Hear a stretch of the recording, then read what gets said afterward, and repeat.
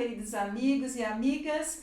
Como perder os quilinhos extras que ganhamos durante esta quarentena, sem contudo comprometer a nossa imunidade, tão importante aí para nos proteger contra a Covid-19. Sobre este assunto eu converso no programa de hoje com a nutricionista Flávia Maestrello. Bem-vinda, Flávia, mais uma vez aqui ao Lado a Lado. Com certeza, obrigada pela oportunidade novamente. Hoje vamos falar um assunto também bem interessante. Porque olha, Flávia, acho que a maioria das pessoas agora, durante esses meses todos aí de isolamento, de ficar em casa, né? Ganharam aí uns quilinhos, acho que é menos você, né? Só pelo fato da gente mudar a nossa rotina, então, antes tinha que, nem que não, a pessoa não estava acostumada a andar a pé. Então a pessoa andava de carro, mas assim, estacionava o carro. Aí ia a pé até a empresa, até o local de trabalho. Voltava ali, a gente já estava fazendo um exercício. Era pouco, mas já era alguma coisa. Agora ficando restrito dentro de casa, com o armário ali, com a despensa. O acesso irrestrito. Exatamente. E aí é super normal, não é pra ninguém ficar preocupado. A gente tá num período super atípico das nossas vidas, né? Então, assim, mas tudo é passível de recuperação, sem estresse, sem a gente comprometer nossa saúde, que é o principal nesse momento. Então, essa é a pergunta de 1 milhão. Como é que a gente, né, consegue tirar esses quilinhos aí ganhos sem comprometer a imunidade? Porque a Covid ainda está aí nos espreitando, né, Flávia? Sim. Eu acho que o primeiro passo é não fazer nada radical. Fazendo dietas muito radicais, não somente dieta, um esforço físico, vou começar a fazer uma atividade que eu nunca fiz agora, que eu preciso emagrecer para amanhã, e isso acaba com o nosso corpo. Tudo que é muito radical não faz bem pro nosso corpo. Então, em primeiro lugar, a gente tentar manter a calma. E quanto tempo estamos de isolamento aí? 5 meses? A gente não vai perder o peso ganho em uma semana? Foram 5 meses para ganhar? Então, vamos estender esse prazo aí pra perder também. Processo, né? Exatamente.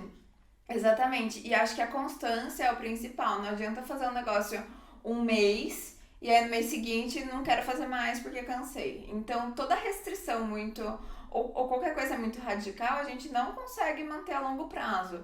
Então, passos devagares, mas constantes, e vamos indo que a gente consegue chegar no objetivo. E é bom também ter o acompanhamento de profissionais certeza. aí, né? Com certeza. Médico, nutricionistas. Educador físico. Esses profissionais estão atendendo online também, né, Flávia?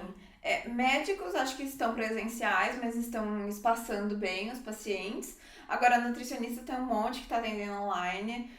Profissional de educação física tem um monte que está fazendo consultoria também por esses conferências online também. Tem gente que está fazendo atividade em grupo para fazer o exercício físico. Acho que todo mundo conseguiu se adaptar muito bem a essa nova realidade, né? E quais são, assim, as dietas que você indicaria que são as melhores para emagrecer de forma saudável e manter a imunidade ok aí? Eu acho que, em primeiro lugar, a gente não fazer nada muito loucura. Então, essas dietas da moda, principalmente, a pessoa tem um hábito, a família inteira tem um hábito, e aí ela resolve que ela vai cortar um grupo alimentar inteiro, por exemplo. E aí a família inteira não vai acompanhar. Então, uma pessoa vai passar vontade, a pessoa vai jogar a saúde mental no lixo, praticamente. Muitas dietas dessas muito restritivas, elas podem ter efeitos colaterais importantes no nosso corpo, então, que vai fazer a pessoa passar mal. Então, eu acho que o principal é a gente ver o que eu tô exagerando, qual horário que eu tô comendo mais. Então, por que eu tô comendo? Gente, um exemplo. Sempre antes de dormir eu vou lá e preciso comer tal coisa para relaxar. O que você poderia fazer no lugar de comer tal coisa para relaxar? Vamos ver uma série, ler algum livro. Qual é a quantidade desse alimento? Que tal reduzir? Como uma barra inteira de chocolate. Uma barra inteira? Vamos comer 5 quadradinhos? Já deu uma diferença enorme ali, entendeu? Então, essas pequenas mudanças de hábitos Ai, tô comendo um prato enorme. Ao invés de cortar um grupo inteiro, que tal diminuir um pouquinho de cada um? Porque aí o básico seria então a restrição calórica, né? Exatamente. Todas as dietas, principalmente essas da moda, toda dieta do mundo funciona com base em restrição calórica. Então, o que acontece? Se a gente come mais do que a gente gasta, a gente vai ganhar peso. Se a gente come menos energia do que a gente gasta, a gente vai perder peso. E o que a gente pode fazer para gastar mais energia? Exercício físico. Então, todas essas dietas vão girar em torno disso. Então, o pessoal muito gosta dessas da moda. Então, jejum intermitente, low carb. Qual que é o embasamento delas? Restrição calórica. Todas elas têm, de uma forma ou de outra, tem restrição calórica. Sim, né? cada hora tem uma moda. Então, até então não podia lactose, glúten, agora foi pra low carb. Cada O hora... jejum intermitente agora é a da hora, Sim. né? É a que tá na moda mais Sim. top aí, né? Sim. Então vamos falar do jejum intermitente um pouquinho, Flávia, que eu queria saber assim, qual é o fundamento dessa dieta do jejum intermitente? Então, o jejum intermitente, ele tem vários protocolos que cada profissional segue. Então, tem gente que faz de 12 horas, tem gente que faz de 24, tem gente que faz mais, tem gente que faz menos. Tem os alimentos permitidos durante o horário que você pode consumir. Tem, normalmente, no horário que você não pode consumir alimento, você pode consumir bebidas sem açúcar.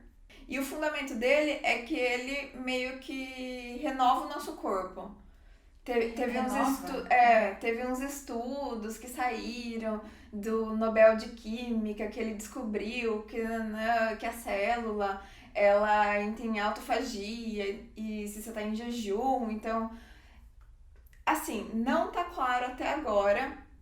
Para quem quiser entender mais também o jejum, eu indico um canal de vários cientistas do YouTube que chama Nunca Vi um Cientista. E é uma moça que ela é doutoranda da USP, acho que ela terminou o doutorado, e ela explica vários estudos sobre o jejum intermitente. E a conclusão que ela chega é: esses com o protocolo bem feito, em humanos, eles não deixam de ser uma dieta normal. Então ele não tem nada além de benefício para o nosso corpo do que uma restrição calórica que você pode fazer sem ficar em jejum.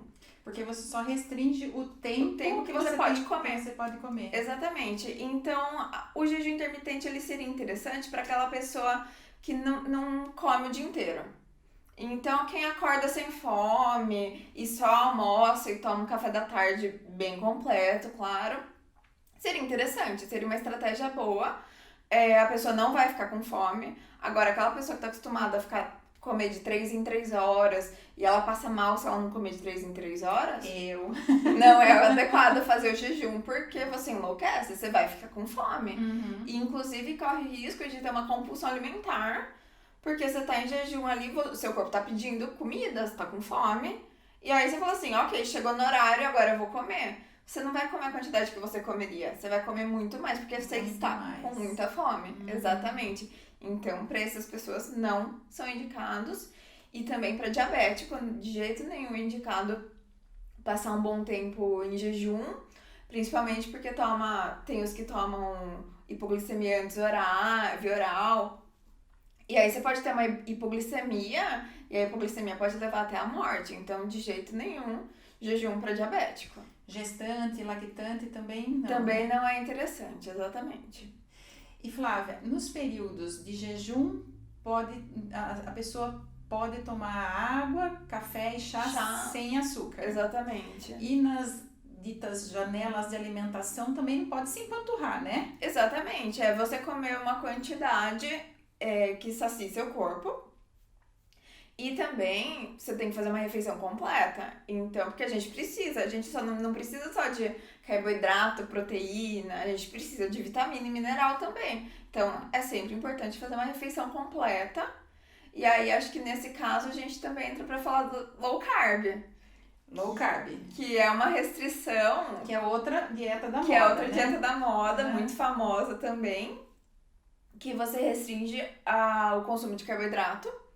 E nessa restrição de consumo de carboidrato, você não tá só restringindo o carboidrato, você está restringindo um monte de fibra que você poderia consumir, que faz muito bem para a saúde intestinal, e você está restringindo muito a vitamina e mineral também. A questão principal dela, ela entrou em moda porque a pessoa que restringe o carboidrato entra em cetose.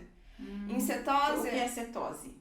o seu corpo, ao invés dele pegar a energia do alimento que você está consumindo, ele vai pegar a energia do tecido adiposo, da gordura, da reserva de gordura. A própria gordura da pessoa. A própria gordura. Então, teoricamente, ele faz emagrecer mais do que as outras dietas. Já alguns estudos estão mostrando que realmente o low carb emagrece, não a mais do que uma dieta normal, que seria só uma restrição calórica, ou seja, comer um pouquinho menos. Só que a low carb, as pessoas têm muito mais dificuldade de manter a longo prazo.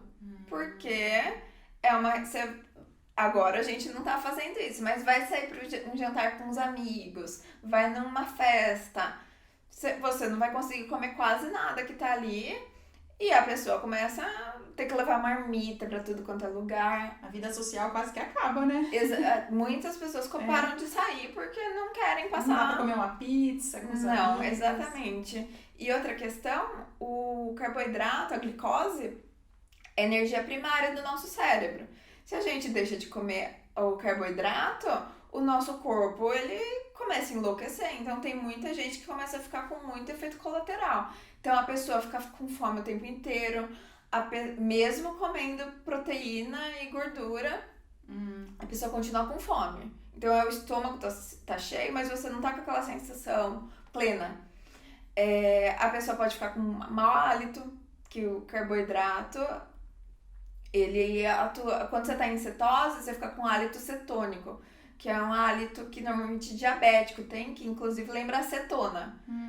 E aí fica então, horrível. A low carb acarretaria esse mau hálito. Exatamente. Outra coisa que pode causar low carb prende o intestino. Então a pessoa fica constipada porque não tá consumindo fibra, só tá consumindo, a maioria das pessoas é só carne, não tá consumindo nada ali que faz volume, o bolo que fecal. faz o bolo fecal, exatamente. Então a pessoa começa a ficar constipada.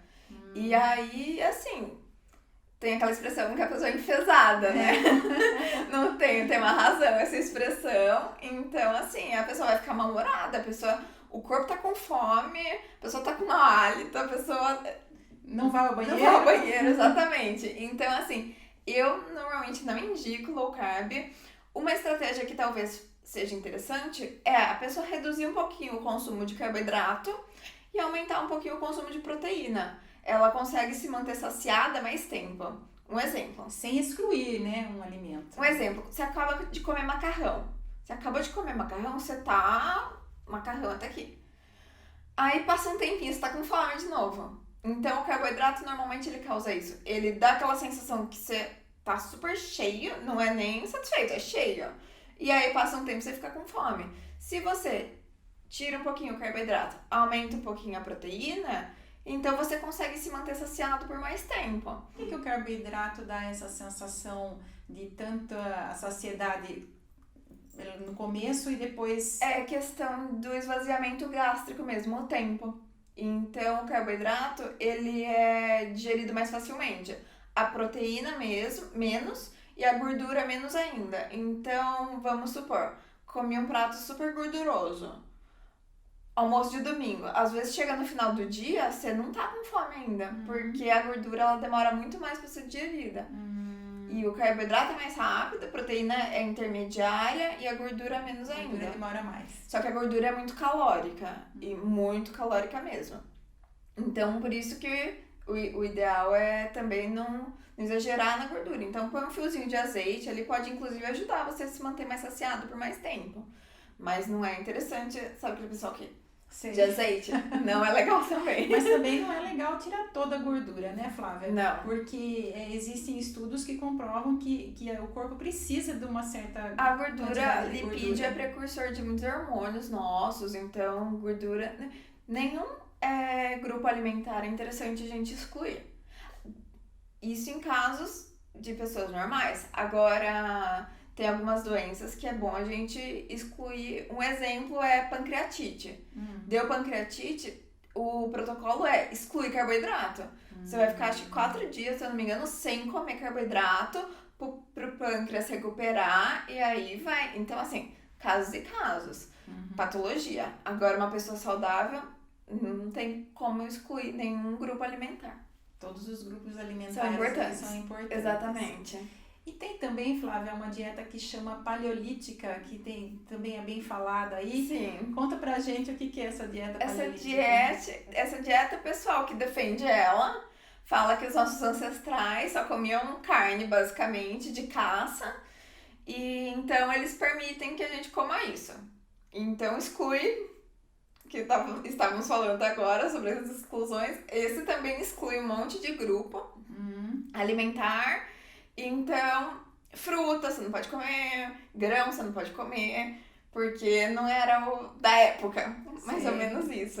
Mas também tem vários estudiosos, antropólogos, que estão falando atualmente que não, que a gente sempre comeu tudo que dava pra comer, que não era venenoso e tal, e tivesse disponível. Afinal, é muito mais fácil pegar uma fruta de um pé do que sair caçar um bicho. Então, essa dieta também é meio furada. E ela meio que trabalha também nessa questão de entrar em cetose, que nem a low carb. E a questão da saciedade. Mas ela, tendo resultado, ela age exatamente que nem as outras. Restrição calórica.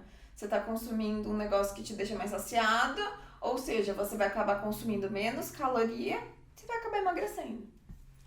Tem algum alimento que é essencial aí para manter a imunidade? Não existe nenhum alimento separado. Entrou na moda agora a vitamina D, que o pessoal tá enlouquecido atrás, vitamina C. É bom a gente suplementar. Qualquer suplemento que vai utilizar, se está faltando no corpo. Então, não tem sentido a gente indicar algum suplemento sem fazer um exame de sangue primeiro, que aí entra o clínico geral, o médico, o endocrinologista. Vários médicos podem solicitar esse exame.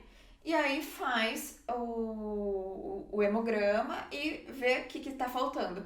Se tiver com deficiência, legal suplementar.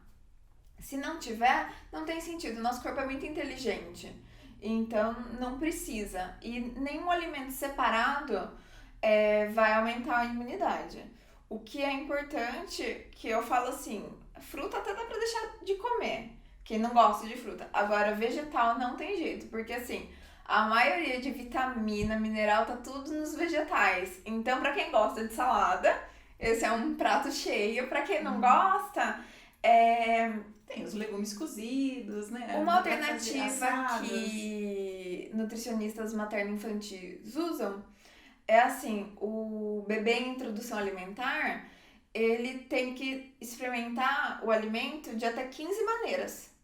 Então, vamos supor um brócolis. Deu brócolis cozido para a criança não gostou. Espera um tempo, faz um brócolis assado. Muda o tempero. E aí passa mais um tempo, faz um brócolis empanado, dá pra fazer na air fryer, no forno. Vai tentando. Enfia no arroz um brócolis. Então, pra quem não gosta, você meio que se auto-sabota, sabe? Adulto, vou enfiar esse brócolis aqui no arroz pra ver se eu gosto. Entendeu? Então, meio que dá pra fazer isso. Eu vou fazer um estrogonofe aqui, vou ralar uma abobrinha, colocar aqui no meu estrogonofe e ver o que eu acho. Então, são alternativas que a gente vai... Porque realmente é uma questão de acostumar o paladar. E se comeu na 15ª vez e não gostou, é porque realmente não gosta de tal alimento. Tipo assim, um jiló. Detesto jiló. Realmente. Tudo bem, então vamos achar outra coisa. Agora, aquela pessoa que fala não gosta de nenhum vegetal, não é possível. A gente tem tanto vegetal. tem que ter um, pelo menos, que a pessoa goste, né? É só encontrar. Então, Flávia, aí a dieta para manter a imunidade, ela passa aí pela uma certa restrição calórica, né? Não de grupo alimentar. Exatamente. Calórica. Que aí a gente... E atividade física. Isso, que aí ajuda você a perder peso saudavelmente. E sempre lembrar, Eu não vou conseguir emagrecer 2 quilos em 5 dias. Isso não existe. Se você emagreceu 2 quilos em 5 dias, você desidratou.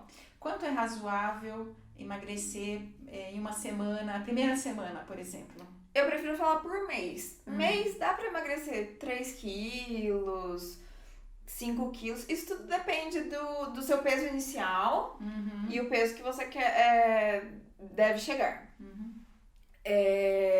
Mas é sempre a longo prazo. Então, assim, gente que é muito bitolada com peso, eu até falo, não pesa. Sei. Deixa, vai perdendo, vai vendo como tá seu corpo, vai vendo nas roupas. Nós mulheres, quem menstrua ainda, então tá perto de menstruar, vai inchar, aí você vai ver na balança, você tá com 3 quilos a mais. Significa que você engordou? Não, não significa. Em 2 dias tá com uma barriga, não significa que você engordou, significa que você tá inchada. Mesma coisa, emagrecimento rápido. Provavelmente, muito difícil perder gordura em... Vai perder líquido mesmo. Vai perder líquido. Você vai ficar desidratada, você pode inclusive começar a perder músculo e acabar não perdendo gordura. Então... Alguns remédios também retêm líquido, né? Que causam essa má Corticoide. impressão na balança. Sim, com certeza. Dependendo, quem tem doença autoimune, tem que tomar corticoide a longo prazo, a pessoa tá inchada. A pessoa, às vezes, nem dá... A gente tem que fazer a estimativa do peso da pessoa, porque aquilo ali, a maioria é água, inclusive. Então, eu acho que, assim, uma dieta saudável é uma dieta que você vai consumir todos os grupos alimentares, faz um pratão lindo de salada. Quem não gosta de salada colorido, quem não gosta de salada, tem várias receitas de molho na internet que dá pra fazer. Dá pra colocar uma castanha, tem receita de granola salgada, que é um negócio que dá uma textura melhor pra vegetal. Outra dica que eu dou, tenta começar a comer pelo carboidrato. A gente tá acostumado a comer começar pela salada. Pela salada. Se você começa a comer pelo carboidrato, o seu corpo começa a entender mais rápido que você tá consumindo energia. Dessa maneira, a gente consegue ficar saciado antes, ou seja, restrição calórica, tá comendo menos. Então, olha, isso é novidade pra mim, claro. Significa que você vai comer o arroz inteiro, por exemplo, primeiro? Não. Você pode dar umas 2 garfadas no arroz, vai pra salada e aí continua comendo pratos normalmente, por exemplo. Essa é uma estratégia bem legal. E outra dica que eu sempre dou é não consumir um grupo sozinho na refeição. Um exemplo, a pessoa tá com fome de tarde e olha pra fruteira e tem uma maçã lá. Vai comer a maçã. Passa 10 minutos, a pessoa está com mais fome do que estava. Exatamente. Então, para evitar isso, sempre fazer a refeição completa. O que eu quero pôr? A maçã, fonte de carboidrato, tem fibra. O que eu posso colocar para adicionar mais fibra? Uma aveia, uma chia, uma linhaça. O que eu posso colocar para pôr para adicionar gordura? Um iogurte, eu posso colocar uma pasta de amendoim, umas castanhas de caju, amêndoa. Então, dessa maneira, a gente fez uma refeição completa. A sua saciedade vai se manter por muito mais tempo. Vai evitar que a gente saia procurando comida desesperado pela casa. E a gente consegue também definir as refeições mais bonitinho. Evita de ficar beliscando. E também você, fazendo uma refeição completa aí com vários tipos de alimentos, você está ingerindo vitaminas diversas, né? Exatamente. A gente está consumindo muito mais vitamina do que se fosse comer só uma maçã, por exemplo. Para a imunidade, excelente. É show, né? Exatamente. Uma outra dica que eu dou é assim, quem tá vendo que tá com os horários muito desregulados de comer, por causa da pandemia, não quem já tinha horário desregulado. Quero regular meus horários. Então tenta colocar despertador. Tá horário, vou tomar meu café da manhã. Passou do horário? Não, vou tomar meu café da manhã. Tá horário, entendeu? Tentar não adiar. Uma mania de, principalmente quem tá fazendo home office, começa a trabalhar. E tem demanda, e você tá trabalhando. A hora que você vai perceber, você tá com dor de cabeça, você não comeu nada o dia inteiro. Uma fome absurda. Exatamente, não é legal fazer isso. Então, tentar estipular os horários. Assim como você trabalhava no escritório, com os horários estipulados, tenta fazer isso no home office também. Em casa é difícil, né, Flávia? Porque Sim, o pacote de bolacha tá ali no armário, você vai lá, exatamente. pega o pacote de bolacha, traz pra perto do notebook, do E computador. fica ali, você nem vê que você tá Quando comendo. você vê, já foi o pacote inteiro. Sim. Realmente você precisa evitar a primeira bolacha, eu acho. E esse comer Eu nem sou emocional, nutricionista, mas tô dando conselho aqui.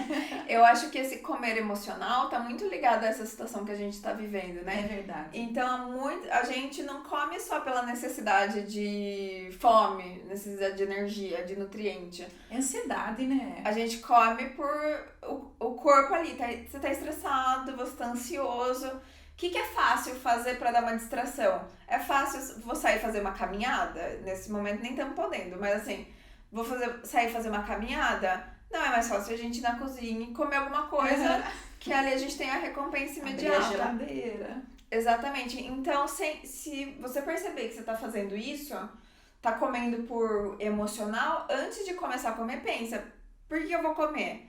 E se eu tomar um chá? E se eu ir lavar o rosto? Tentar fazer outra coisa no lugar? Respirar, né? Exata, prática de meditação ajuda muito pra quem tem comer emocional. Então, várias coisas dá pra fazer, porque realmente a gente tá vivendo a gente não sabe o dia de amanhã. É uma situação de excepcionalidade Sim. mesmo, né, Flávia? Exatamente. E outra dica que eu dou, quem não tem costume de beber água, às vezes a gente confunde fome com sede. A gente tá desidratada e em muitas pessoas a sensação do estômago roncando é a mesma. Então, tem vários aplicativos no celular que dá pra colocar pra lembrar de tomar água. Eu acho que é uma dica boa também. E tinha gente também que lembra no escritório ficava com a garrafinha do lado. Em Isso. casa não tá ficando com a garrafinha do lado. Bota a garrafinha do lado pra lembrar de tomar água toda hora. Obrigada, Flávia, por sua presença aqui e todas essas informações que você trouxe aqui para o nosso público do Lado a Lado. Eu que agradeço, Mirna. Sempre que precisar, a gente pode contar comigo. Opa, que eu exploro, hein? E obrigada a você que nos acompanha pela ITV, canal 24 ou 524 da NET, ou pelo YouTube. A sua companhia é sempre muito importante para mim. A gente se vê na sexta que vem. Beijo no seu coração. Até lá!